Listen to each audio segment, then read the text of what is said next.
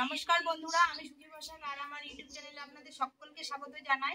আজকে আমি আপনাদের তেলে ডুবানো আমের আচার তৈরি করে দেখাবো। আর কোনো রকম রোদে দেওয়ার ঝামেলা ছাড়াই আজকে রেসিপিটা হবে।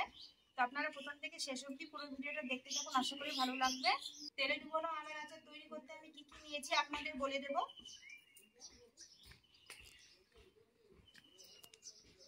এখানে নিয়েছি মশলা, 5 রকমের মশলা নিয়েছি। এখানে নিয়েছি 5 ফোড়ন, কালো সর্ষে, গোটা জিরে, গোটা ধনে, গোটা মৌরি, আর নিয়েছি 5-6টা শুকনো লঙ্কা। এখানে নিয়েছি লাল লঙ্কার গুঁড়ো, হলুদ, লবণ, আর নিয়েছি সরিষার তেল। এখানে আমি নিয়েছি 7টা আম, আর আমগুলো কিন্তু ভালো করে ধুয়ে নিয়েছি দেখুন। আর আমগুলো কিন্তু আঁটি দেবেছে কিনা জানি না, আমগুলো এখনো কাটা হয়নি। প্রথমে আমি আমগুলো কেটে নেব।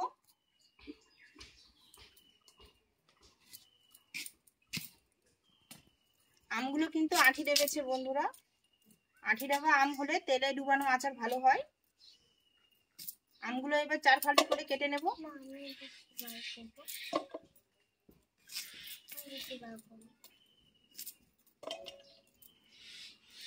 দাও আমাকে দাও, আমি পিঠা করব। এইভাবে আমি সব আমগুলো কেটে নেব। আর আমগুলো কিন্তু আমি কেটে ধুবো না বন্ধুরা, যেহেতু আগে ধুয়ে নিয়েছি। আর জলগুলো কিন্তু শুকিয়ে গেছে, মুছেও নিতে হবে না। আমগুলো দেখুন আমি 4 ঠুম ঠুম করে কেটে নিয়েছি। আর সব আমগুলো আমার কাটা হয়ে গেছে। আম কাটা হয়ে গেছে, এবার আমি উনুনটা ধরিয়ে নেব।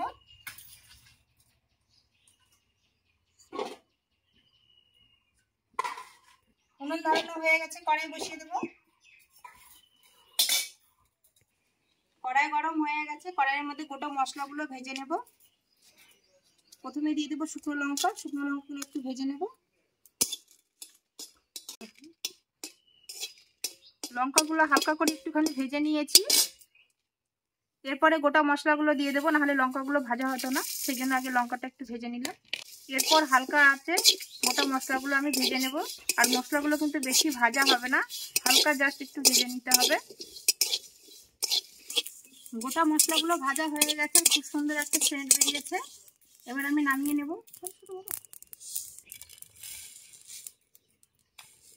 কেটে রাখা আমের মধ্যে এবার হলুদ, লবণ আর লঙ্কার গুঁড়ো মিশিয়ে নেব।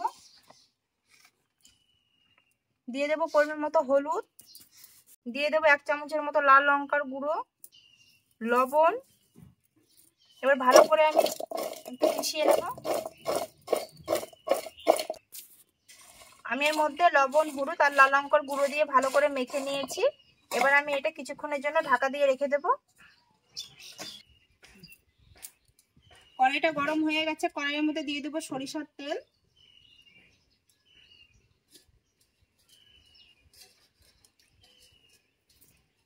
তেল গরম হয়ে গেছে, এবার মশলা মাখিয়ে রাখা আমগুলো তেলের মধ্যে দিয়ে দেবো।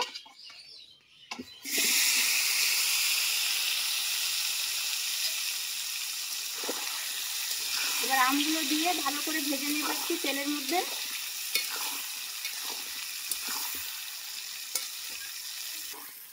এদিকে আমগুলো তেলের মধ্যে ভাজা হবে, আর আমি মশলাগুলো শিলপাটায় বেটে নিয়ে আসবো। শিলপাটা থেকে আমি মশলাগুলো গুঁড়ো করে এনেছি বন্ধুরা, দেখুন মশলাগুলো কিন্তু আমি আধা ভাঙা করে রেখেছি, একদম মিহি করিনি। আর এরকম রাখলে মশলাগুলো মুখে পড়বে আর খেতে কিন্তু ভালো লাগবে। আমটা আমার সেদ্ধ হয়ে এসেছে বন্ধুরা। এরপর দিয়ে দেবো এখানে 1 সিপির মতো ভিনিগার। আর এই ভিনিগারটা দিলে আমের আচারটা কিন্তু 1 বছরের মতো সংরক্ষণ থাকবে, নষ্ট হবে না। ভিনিগারটা দিয়ে একটুখানি নাড়াচাড়া করে নেব। ভিনিগার দিয়ে একটুখানি নাড়াচাড়া করে নিয়েছি। এরপর ভেজে রাখা মশলাগুলো দিয়ে দেবো। আর আঁচটা কিন্তু খুব আস্তে রেখেছি আমি। খুব সুন্দর কিন্তু মশলা থেকে সেন্ট বেরিয়েছে বন্ধুরা। সব মশলাগুলো আমি দিয়ে দেবো। মশলাগুলো দিয়ে একটু নাড়াচাড়া করে নেব।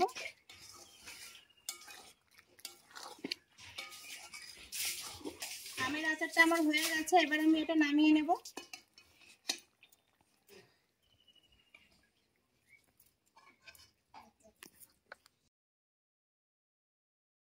তেলে তেলে ডুবানো আমের আচারটা হয়ে গেছে। তো এটা আমি কিছুক্ষণের জন্য ঠান্ডা করে নেব, তারপরে কাঁচের বয়ামে ভর্তি করে রেখে দেব। আর এটা কিন্তু 1 বছর অবধি খাওয়া যাবে, কোনো রকম নষ্ট হবে না। আর মাঝে মধ্যে একটু রোদে দিতে হবে। আর আচারটা দেখুন কত সুন্দর হয়েছে, ভালো হয়েছে। ঠান্ডা করে নিয়ে তারপরে আমি কাঁচের বয়ামে ভরিয়ে দেব।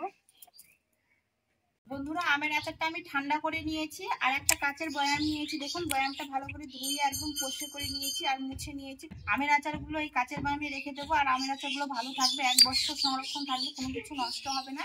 প্লাস্টিকের বয়ামেও ভালো থাকবে, কিন্তু মাঝে মধ্যে কিন্তু রোদে দিতে হবে, তাহলে আচারগুলো বেশি দিন থাকে ভালো আর নষ্টও হয় না। এরপর আমের আচারগুলো আমি বয়ামে ভরিয়ে নেব।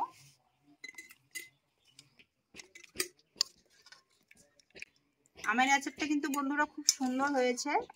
আর মশলাগুলো একটু আদা ভাঙা করে রেখেছি, আর মুখে পড়বে, খেতেও কিন্তু খুব ভালো লাগবে।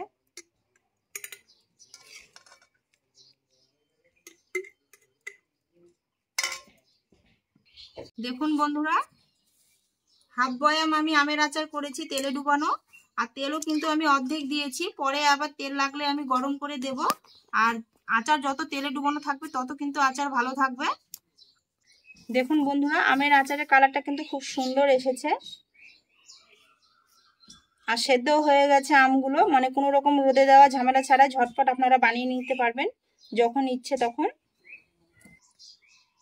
তো বন্ধুরা, আজকের তেলে ডুবানো আমের আচার রেসিপিটা কেমন হয়েছে অবশ্যই কিন্তু কমেন্টে জানাবেন। ভালো লাগলে লাইক করে দেবেন, বন্ধুদের শেয়ার করে দিয়ে আমার চ্যানেলটি সাবস্ক্রাইব করে দিয়ে পাশে থাকা বেল আইকনটা অবশ্যই প্রেস করে দেবেন। আমি যখনই নিত্য নতুন ভিডিও ছাড়বো সবার আগে আপনাদের কাছে পৌঁছে যাবে। তো আপনারা ভালো থাকবেন, সুস্থ থাকবেন, সাবধানে থাকবেন। নমস্কার।